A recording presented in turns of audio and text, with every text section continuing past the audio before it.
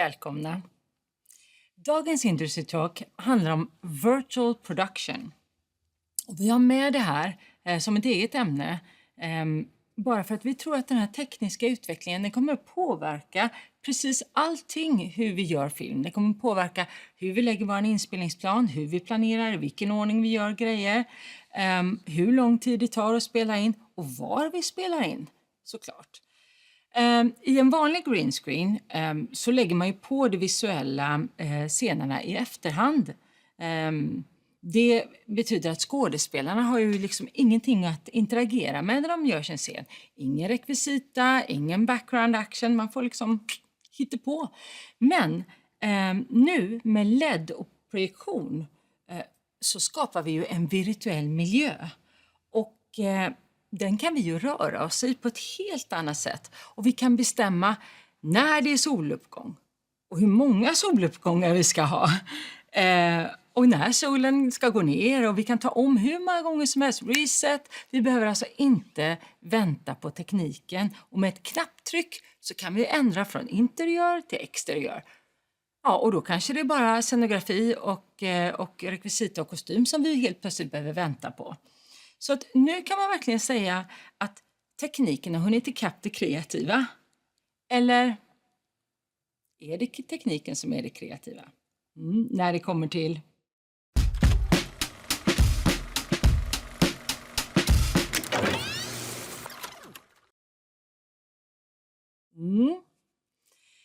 Idag så kommer Paul från Gothenburg Studios komma hit tillsammans med Henrik Svilling.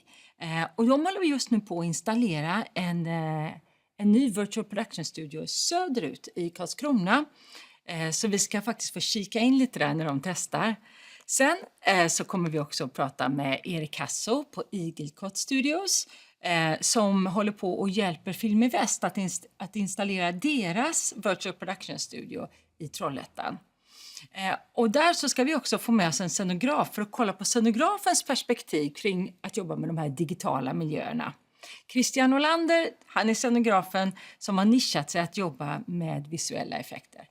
Men först så vill jag presentera Gorki Glaser-Müller.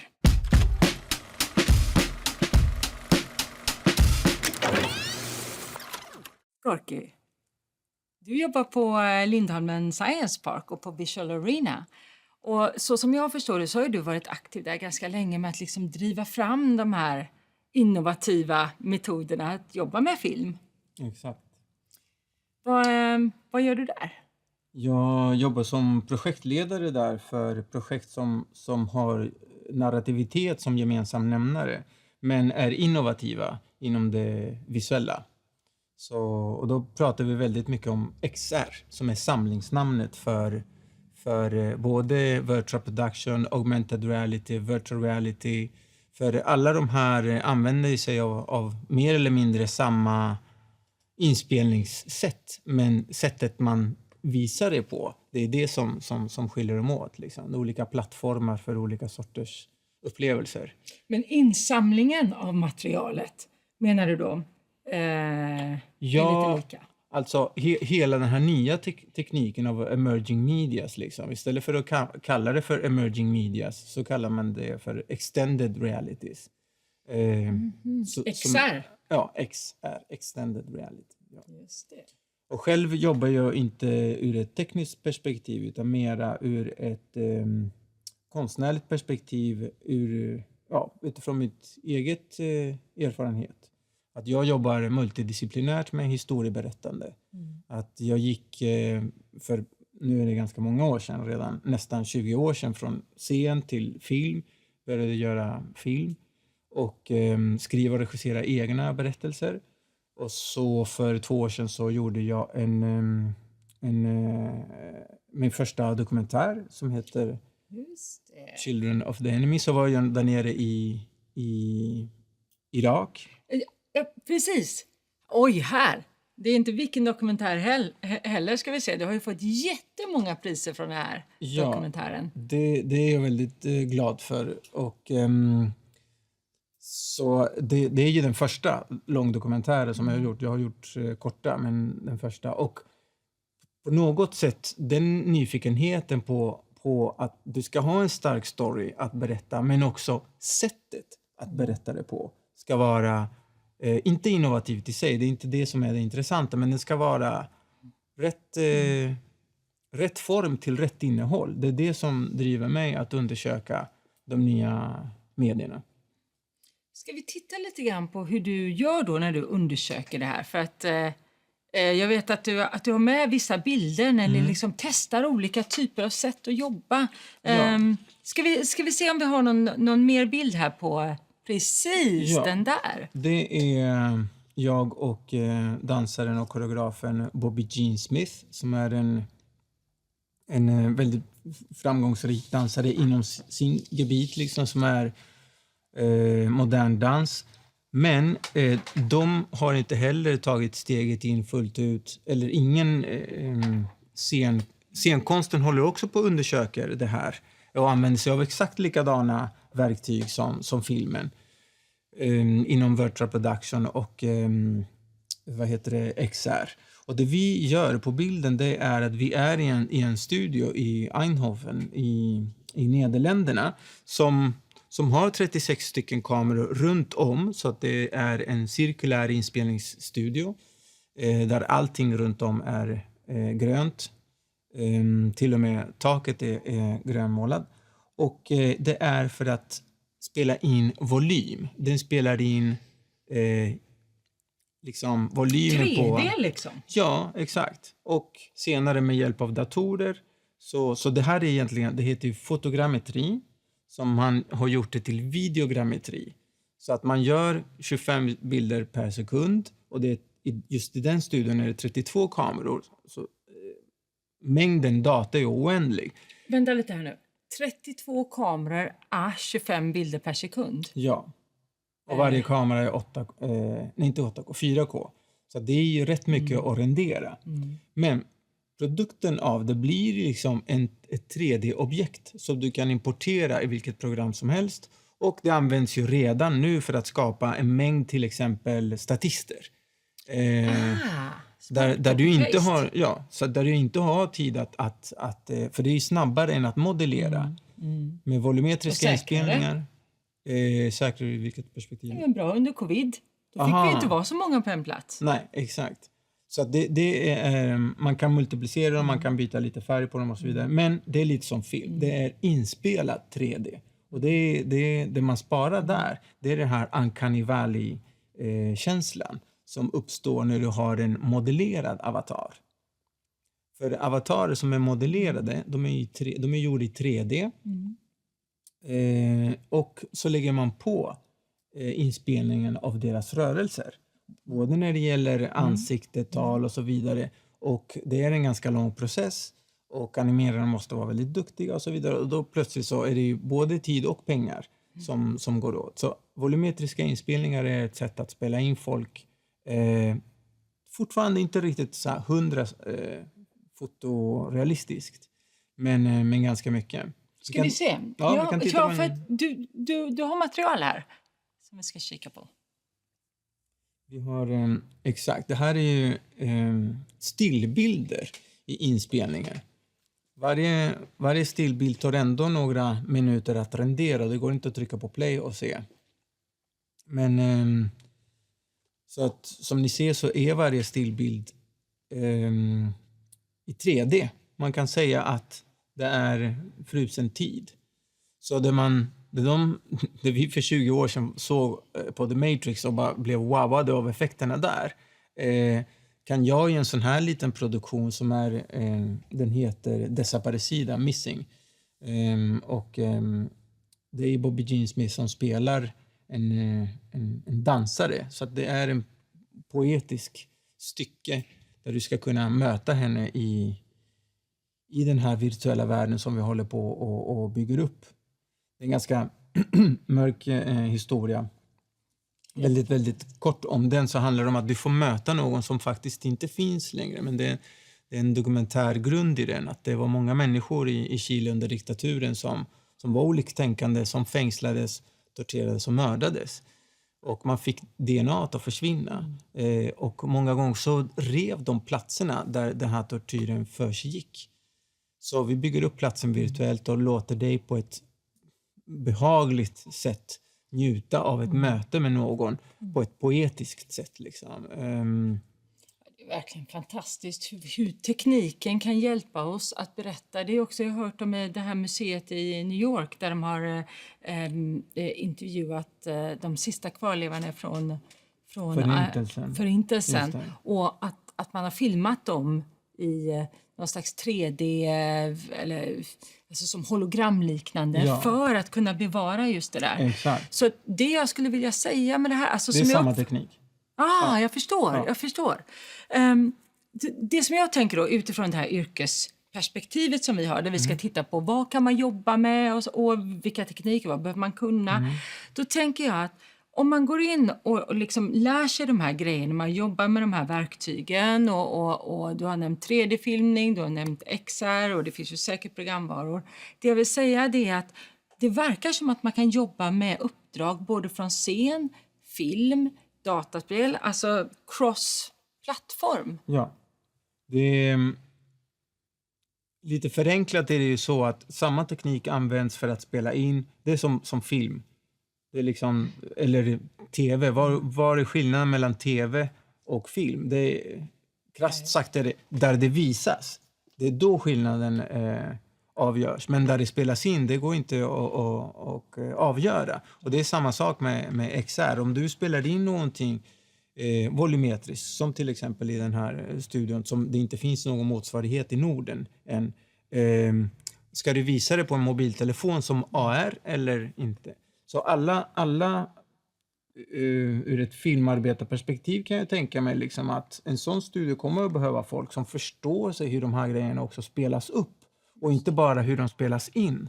Alltså man måste ha en förståelse för vad är det för produkter som kan komma ut ifrån det här. För att vi ska ha en mängd kvalitet liksom.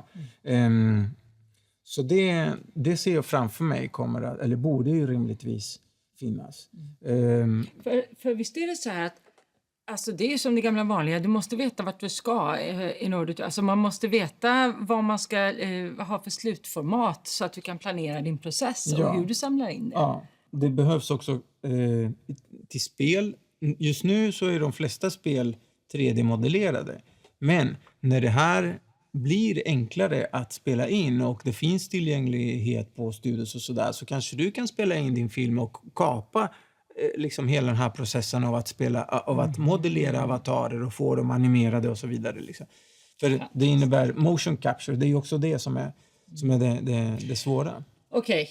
Alltså det här är ju ett ämne som är superstort och vi ska i den här timmen idag då, som jag har berättat, så ska vi också besöka 2 olika team som håller på och också push the boundaries och hitta de här liksom i den innovativa vägen. Men om man säger så här, utbildningar idag, alltså om man är intresserad av det här, vilka program ska man träna på? Finns det utbildningar? Jag har nog inte sett utbildningar på grundnivå än. Jag har själv hållit några workshops, men inte Valand och inte liksom, om man pratar om ett konstnärligt perspektiv så håller de på att ta det steget och öppna dörrarna för den utbildningen. Man måste åka utomlands. Sen själv, rent tekniskt så litar jag på att det här kommer att läras ut på högskolorna och yrkeshögskolorna så småningom. Liksom. Yrgo vet jag har sådana i alla fall kurser. Och då ser jag framför mig att de kommer att bli integrerade i Adobe Premiere Pro till exempel. Det går ju att klippa 360 graders film i Adobe Premiere Pro. 360 graders film är som film där du ställer en kamera någonstans så är den omniseende. Den ser överallt åt alla håll. Liksom. Vilket för några år sedan inte var möjligt att redigera. Utan det var jättejobbigt. Liksom. Så det behövs redigerare som är duktiga på det. Det behövs fotografer som har ett seende som inte är det här riktade seendet. Utan det liknar lite grann som att vara scenograf eller att vara scenarbetare. Liksom. Att man skapar sig en känsla för avstånd, för närhet till publiken. För publiken är ju kameran. Och allting upplevs ur ett annat perspektiv. Det behövs till och med så här kognitionsvetare liksom, att hur kommer folk att ta emot våran fiktiva film här? Kommer den att kännas absolut fake eller kommer den att ge en känsla av äkthet? Är äktheten alldeles för hög? Och du har en tortyrscen eller en jättejobbig misshandelsscen eller krig liksom. Att det kommer att trigga igång saker hos de som tittar som inte är de önskvärda. Så att hela den kunskapen är också, den är inte bara teknisk. Alltså det är klart att när man kommer närmare upplever, det vet vi att VR tar ju oss in i upplevelsen. Ja. Och det är klart att då behövs det ju, dels behövs det tekniker som kan tänka oss och sen så behöver ju folk som kan hela processen som säger vart ska det hamna, hur ska vi planera det. Men sen så behöver det ju också berättare som kan berätta för de här olika formerna och faktiskt vet hur man berättar på olika sätt. Så jag tror verkligen på att hela internet kommer att ta den kommer att utökas med en till dimension som är 3D-dimensionen. Där allting, vi kommer att kunna umgås i 3D. Det kommer att sälja saker i 3D. Vi kommer att samarbeta i 3D. Liksom, som det är nu så är allting platt. Liksom. Vi gick från hemsidor till att använda mer sociala medier till exempel. Så själva hemsidan är kanske inte det primära längre utan närvaron på sociala medier. Så vad händer när folk flyttar ut? Då kommer de att behöva underhållning. Då kommer de att liksom... Så det är det folk tittar på. Det är det konst och kultur har alltid varit viktig. Men det är då till det här... vi ska flytta in till meta-universumet som vi sen ska migrera till. En del av verksamheten, absolut. Ja. Så mycket, det kommer att produceras andra saker som inte är underhållning och kultur. Där det också behövs teknisk kunskap. Liksom. Ja, frågan är var vi ska hitta all den här personalen och vad man behöver kunna. Det här ska vi utforska. Vi ska kika lite grann på det här arbetet som pågår både i söder och i väst. Så stanna med oss alldeles strax.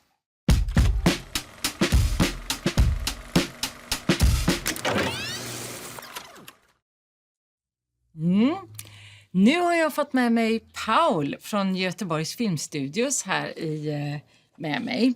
Jag tänkte, nu vet ju jag att du har ju researchat jättemycket om just den här nya tekniken och virtual production som det här handlar om. Vad är det senaste och vad är det man tittar efter? Men vi är väldigt intresserade och har försökt sätta oss in i frågan. Vi ligger ju ett par år efter i Sverige kan man väl säga eftersom vi hade våra inspelningsplatser öppna under covid. Utanför Sverige så fick man nog mer av en kickstart in i den nya tekniken för att man var tvungen att sätta sig in i frågorna. Vi driver en studio här så att det är klart att det är intressant för oss att se hur den nya tekniken påverkar oss. Så att vi försöker sätta oss in i det. Härligt. Och så samarbetar ni också för det här är någonting... Det är ju så när man håller på med innovation. Man får ju liksom kroka arm och se och jag vet att med oss här i studion så vi ska titta på det. Det håller på att byggs upp på Film i Väst. Men du har också ett samarbete i syd som vi ska kika lite grann på sen när vi ska träffa Henrik. Men jag tänker så här, nu ska jag vända mig om och se om vi har med oss. Om vi har med oss Erik Hasso från Igelkott Studios och Christian Olander på Duppfilm. Där ser vi. Christian, du sitter med headset på. Och så har vi Erik som sitter i en snygg rooftop-miljö tycker jag att det ser ut som. Ja. Vad ska jag säga? Christian, du är också här på västkusten. Visst är det så att kan inte du berätta lite grann om vad du jobbar med dagligdags? Jag har ju 20 års erfarenhet med produktionsdesign och scenografi, men nu sedan i höst här så sitter jag på ett VFX-bolag i Karlsborg som heter Duppfilm och vi är ju ett renodlat VFX-bolag men även också försöker och komma igång och få igång den här virtual reality set, Unreal och virtual productions workflow som vi märker tydligen att det finns ett stort intresse av. Men vägarna dit är ju alltid spännande när det är nytt mark att traska på. Jag ska säga det att I ett annat Industry Talk här så pratar vi om scenografiavdelningen. Och då pratar vi om rekvisita, hus, och vi pratar om hur ska man veta vad som finns inne och hur ska man hitta det. Och då tänkte jag så här, ja, det är väl bara att skapa eller... Och därför så är min uppföljningsfråga till dig, är det här någonting som du tänker kommer påverka, så kommer bli en slags kompetensutveckling för alla som jobbar inom, alltså med det traditionella scenografiavdelningen? Givetvis så är det en kompetensutveckling för nästan alla i branschen, men just inom din avdelning? Så jag tror först och främst med Virtual Production så handlar det, vi tittar väldigt mycket på digitala och levande fonder. Så jag tror hemligheten i alla fall för scenografi är i ett praktiskt läge i Sverige att kunna ha digitala fonder, levande fonder, utkik genom fönster, utkik genom en båt eller en flygplan och få den levande. Jag tror att det är liksom det första steget, och fördelen med det är att du skapar en realistisk värld, en levande värld direkt, istället för att kia in det i green screen och sen ha de problemen som vi vet av när man jobbar med blue screen eller green screen med sätt som slår in, eller det är för mycket green screen som måste rotas bort. Utan här får vi ett naturligt ljus som kan slå in, reflektera i glas i fönster. Det blir en levande sätt som skådespelarna kan interagera med och det tror jag är någonting som kommer hända väldigt, väldigt snart. Och det har ju redan hänt Erik har jobbat med det. Det var en snygg brygga, tack för den. Och det är ju därför vi har med det är därför vi har med Erik här bredvid dig. För att det är så att alldeles strax ska vi få se hur snyggt det här kan bli. För att det är ju så, Erik, att du jobbar ju på Igelkott Studio, så är det så att ni specialiserar er i det där med bil... Alltså vi har ju sett alltid, förr i tiden så var det så här, bak i bilrutan så såg man liksom hur det var någon slags matte painting. Vi har ju utvecklat Virtual Production de senaste 5 åren för att kunna nå final pixel. Alltså så att resultatet hamnar i kameran och man behöver inte rädda upp det efteråt. Och just bilscenen är den perfekta grunden. För där är det lätt för produktionen att ta med sig all scenografi de behöver. Och sen så stoppar vi in skådespelare, fotograf och action. Ja, men då säger jag action då, så ska vi titta på de scenerna som du har med dig.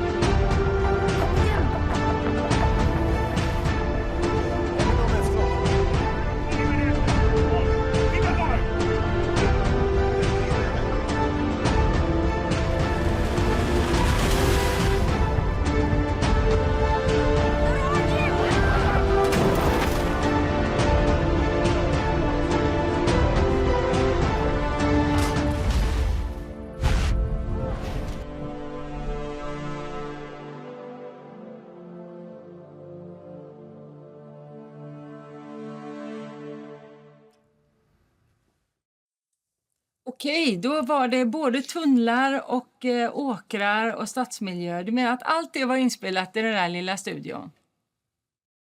Allting som har en skådis på bild har spelats in i någon studio. Vi jobbar ju i Stockholm och Göteborg och Litauen och överallt.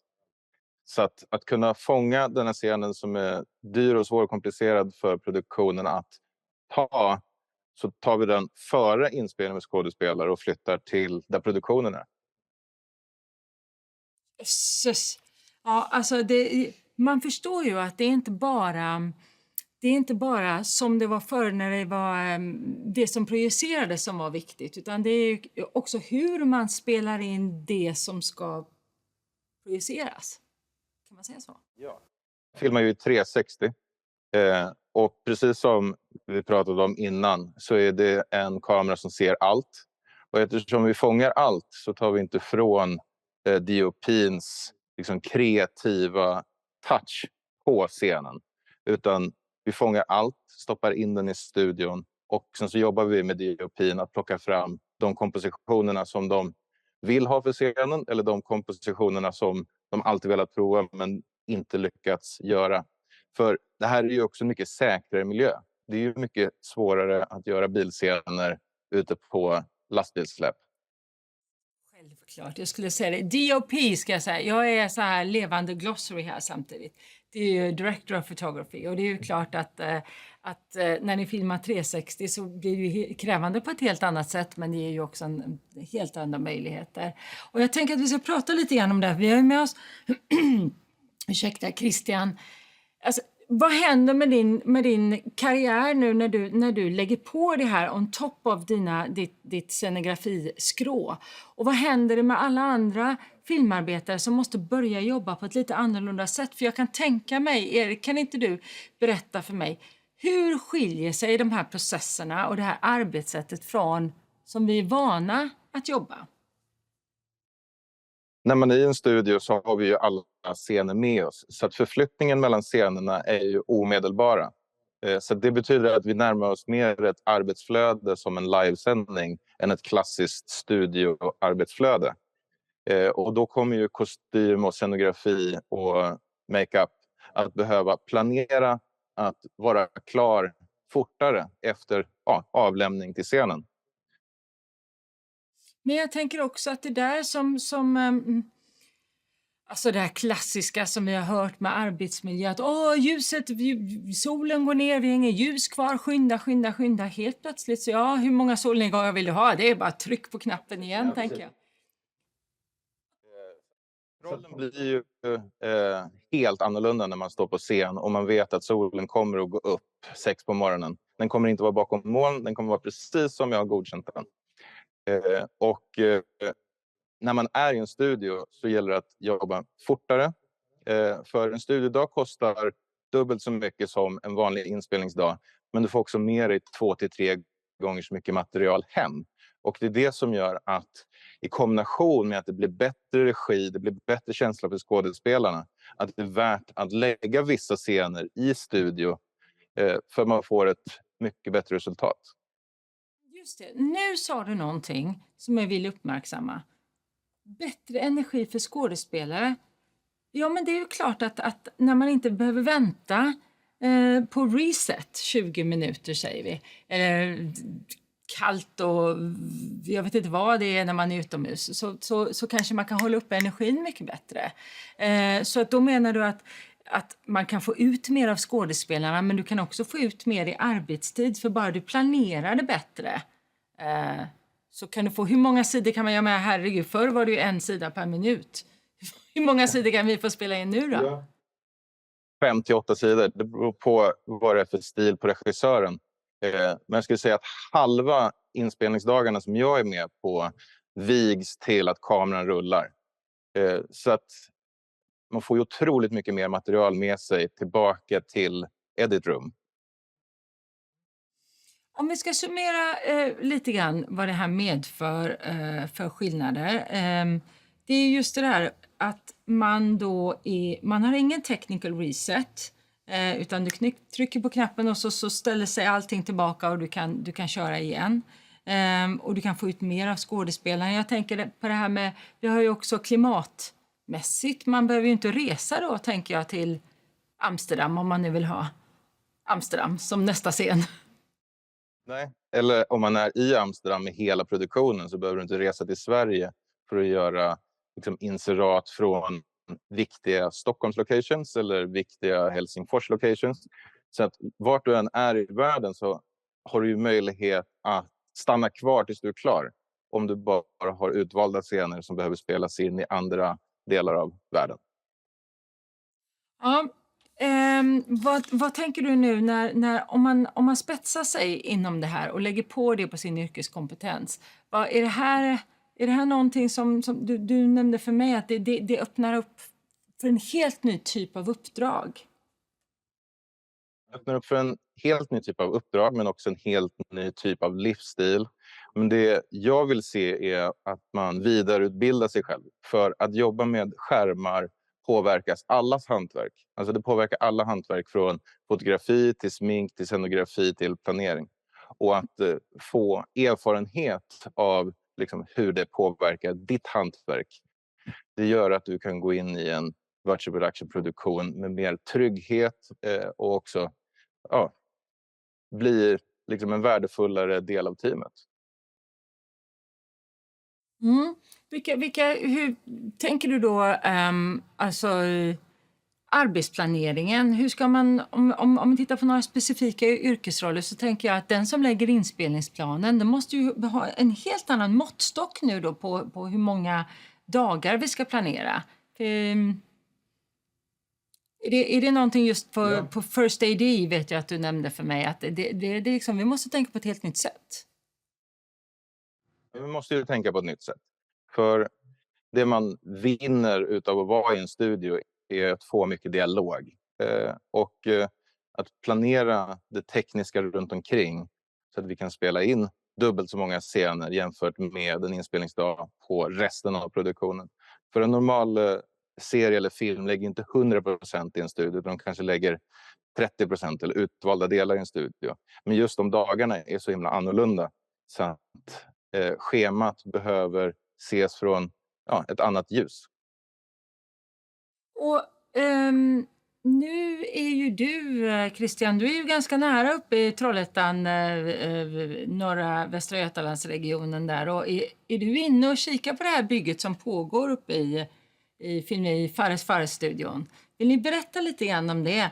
Och jag ska fråga kontrollrummet också. Jag tror att vi har en bild från Film i Västs pressrelease faktiskt. Där det står lite grann om den här stora satsningen som görs. Ja, just det. Film i Väst satsar på Europas största projektorbaserade virtual production-vägg. Okej. Vad betyder det här då? Världens största vägg betyder att man kan planera mycket större scener, men fortfarande behålla de små scenerna i samma studio.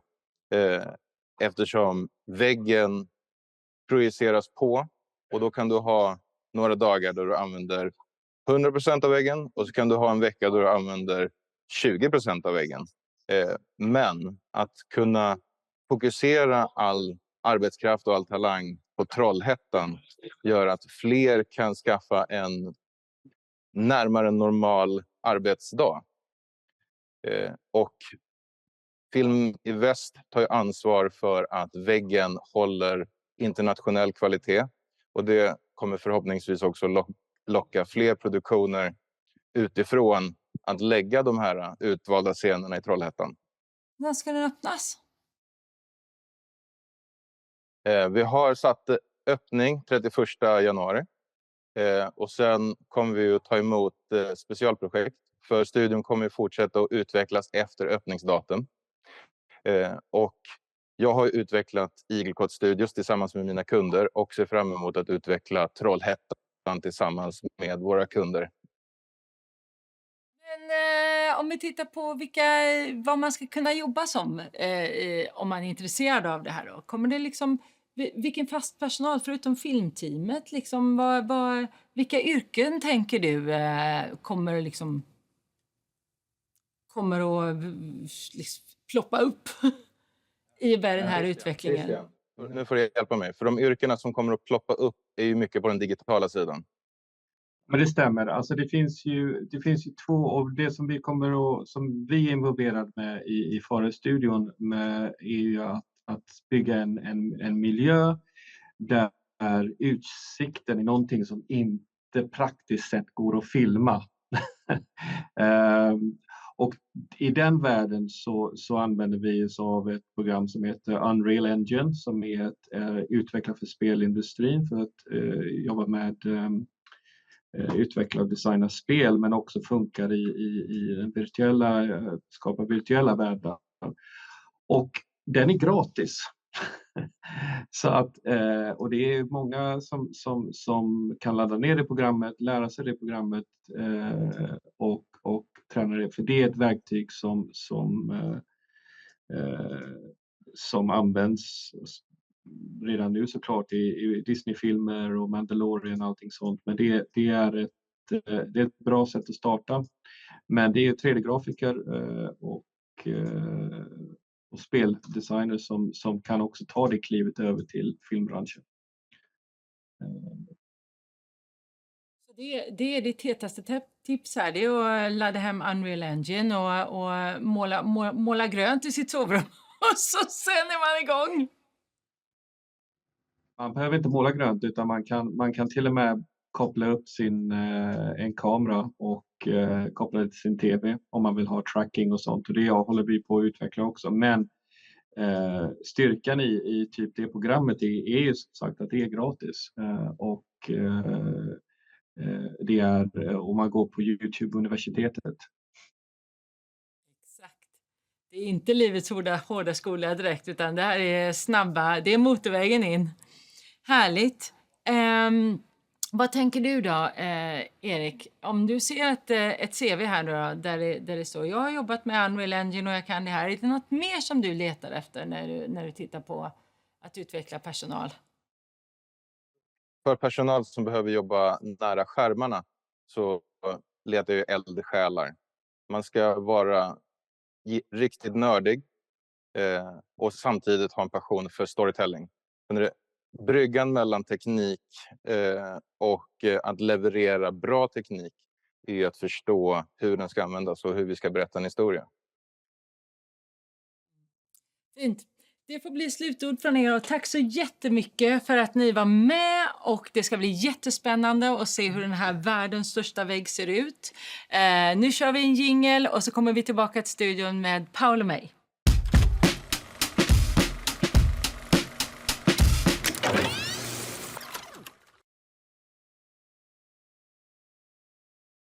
Många samarbeten som pågår.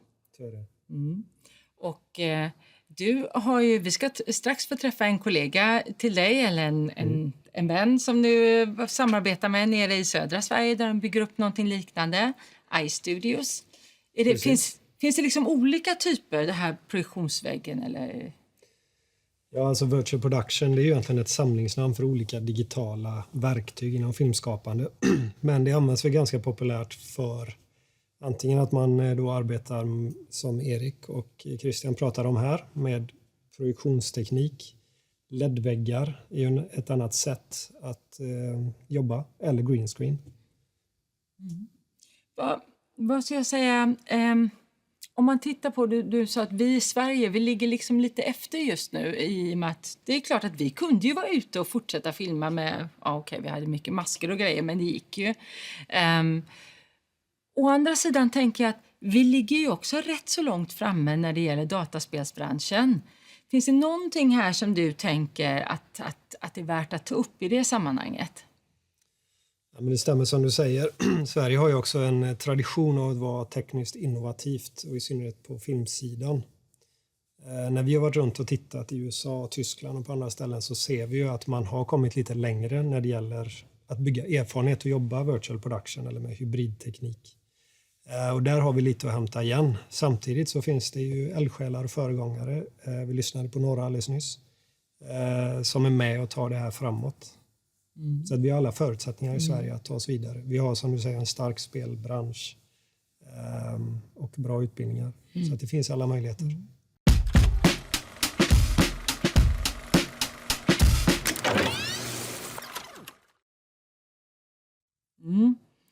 Eldsjälar behövs, och nu så ska vi träffa en annan eldsjäl i syd. Ska vi träffa och se om Henrik är med oss på länk. Hör ni vem jag står här och pratar? Ja, det hörs bra. Jo, det vi gör är att mappa från kameran. Så det är en tredimensionell scen i bakgrunden. Som då, när vi flyttar på kameran, rör sig förhållandevis rätt då. Vilket ju är en metod för att byta ut green screen helt enkelt. Kan man säga. Ja, just det. För att är det här, för att nu, visst är det så att ni två har samarbetat med att komma fram till hur metoder och verktyg. Kan ni inte berätta lite grann om hur det här arbetet har gått till innan vi kommit så här långt? Jo, men alltså när det gäller virtual production så är det ju så att ingen kan allt. Och vi kan bara vissa delar. Så att vi ser till att skaffa oss kompisar som är väldigt bra på andra saker. Och Henrik till exempel är ju väldigt bra på VFX och har jobbat med det digitala länge. Så att vi har samarbetat en del och försökt labba och lära oss, rest runt och tittat på andra studios. Vi var och tittade på den nya stora LED-studion i Köpenhamn som invigdes för ett litet tag sedan. Just det, den är störst i hela världen. Nej, men i Skandinavien blir det. Men den är bra stor. Det finns större ute i världen, men den är väldigt stor. Och jättespännande att se naturligtvis. Jag tror att det Henrik och gänget här nere i Blekinge håller på med just nu är att sätta upp, i och för sig en lite mindre, men en dock med samma typ av teknik, Virtual Production Studio, där de skapar digitala locations och då kan visa den typen av realtidsrenderade miljöer på en LED-skärm för att sen då kunna tracka en kamera och kunna filma mot den här skärmen. Så att jag tror att det är det som man precis har lyckats med i Blekinge. Ja, precis. Och då blir värdet det som man filmar. För det kan man ta någon annanstans, eller? Ja, antingen kan du filma av den någon annanstans eller så bygger du den själv i 3D. Till exempel då i Unreal eller i Unity eller någon annan mjukvara som spelindustrin är ganska van vid att jobba i. Och numera kanske också då våra film-VFX-artister. Henrik, vad är det för tester ni gör? Ja, men nu gör vi väldigt mycket det som Paul sa. Så det vi har här bakom oss nu, det är vår första egentligen fungerande prototyp som är i tillräckligt stor skala för att faktiskt filma på. Vi gjorde några tester uppe i Göteborg tillsammans tidigare i höstas. Fast på mycket mindre skala. Nu har vi skalat upp det så att vi har i alla fall en tillräckligt stor scen för att kunna köra in en bil till exempel. Och det vi vill testa är helt enkelt begränsningarna på det och vad kommer vi med den tekniken vi har. Och både Unreal-tekniken är väldigt intressant och kanske det man först och främst tänker på. Men likväl, så att bara ha en 360-video i bakgrunden till exempel eller ett panoramafoto kommer man ju väldigt långt på. Speciellt om man lägger lite i ofokus och så. Så det är det vi vill testa. Och egentligen inför en större studio som kommer byggas till våren förhoppningsvis. Eller påbörjas i alla fall. Exakt vilken teknik är det vi vill ha och hur gör man det bäst? Förstått att det satsas rätt så mycket där nere i syd på att bygga upp den här typen av teknik. Vännerna på Filmnod Blekinge sa ju att här ska vi attrahera folk och det här kommer generera regional tillväxt. Vad är det man tänker sig? Vilken typ av kunder, vilken typ av produktioner kommer ni ha? Vem kommer använda den här? Förutom drama såklart, det förstår vi ju. Det kommer spela en film. En stor del av... Just nu är vi på Blekinge Tekniska högskola och i en lokal här. Och det är ju en nyckel i att försöka få det att fungera. Att både, som vi brukar kalla det, dual use case, så att man kan använda det både för film, det vi håller på med, som vi kan väl, men även för att till exempel visualisera data. Och vi har, jag vet inte om ni kan se det, men vi har en Volvo-bil här i bakgrunden som vi också har trackers på då, som man kan... som industrin här nere är intresserad av för att visualisera data och göra simuleringar egentligen. Vad tänker du, Palle? Hur det här kommer förändra hur vi jobbar? Det kommer att förändra hur vi jobbar i grunden tror jag, för att det här är nya verktyg. Det är ett nytt sätt att jobba som gör det enklare. Vi vet alla att det är svårare och svårare att komma åt locations, svårare att få tillstånd. Det är dyrt. Farligt ibland också. Farligt dessutom. Vi har väder som vi inte alltid kan styra så bra. Tider på dygnet, det blir ljust och mörkt som vi inte kan kontrollera alltid. Så den här tekniken gör det möjligt för oss att ta kontroll över inspelningssituationen. Minska risk, öka säkerhetsfaktorn såklart. Och i grunden kan man väl säga att det är egentligen det kreativa som sätter begränsningarna snarare än det praktiska då. Så det här kräver ju att vi alla som har jobbat traditionellt med filmskaparna, att vi behöver väl uppdatera oss lite grann så att vi förstår de här verktygen. Vi kommer att behöva kunna dem. Både för de som har jobbat länge och för de som kommer in nya. Jag tycker att jag känner igen lite grann av det här från om vi tittar 20 år tillbaka.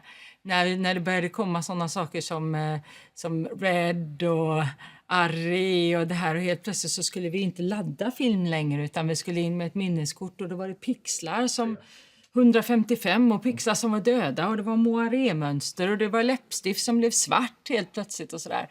Så jag tänker mig att då så fick vi ju skicka kostymörer och maskörer på att lära sig hur den här nya kameran uppfattar färger.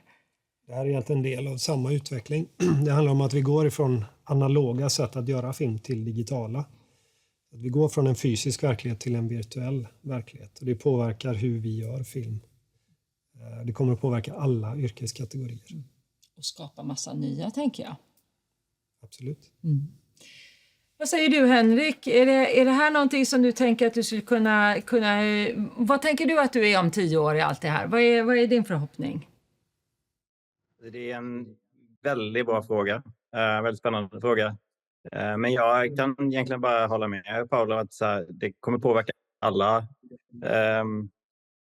alla avdelningar i filmproduktion, och jag hoppas att vi med det vi kan som har en digital kunskap men även liksom klassiskt filmskapande, att vi ska kunna vara någon slags brygga och hjälpa till med det.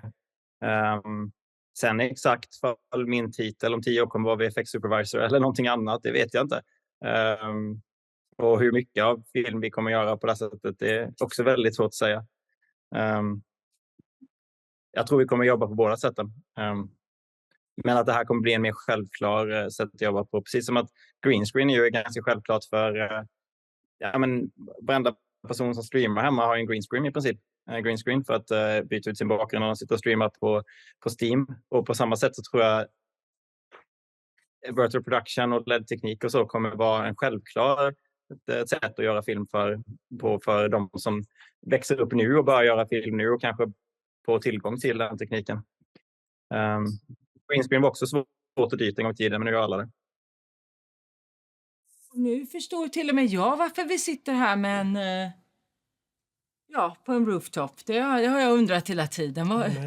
Vad gör vi här? Ja. Och varför ser det inte ut så när jag tittar? Ja, precis. Helt plötsligt så går det upp ljus för mig här. Tack så mycket att ni har kommit och öppnat dörren och tittat lite framåt mot vad som komma skall. Och det är precis som du säger, Palle, vi vet inte. Men vi pratar med varandra och det finns ett community som pratar med varandra och kratta vägen för en helt nytt sätt att göra film. Och jag kan väl bara säga så här att det är inte utan att man känner lite medlidande nu för alla filmarbetare som älskar att jobba i regn och rusk och långa timmar och sådär, att nu när ni ska gå in i studion och jobba ordentliga timmar och ordning och reda i schemat och så får man ju bara säga varsågod och sörja. Tack och hej från oss på yrkesnämnden.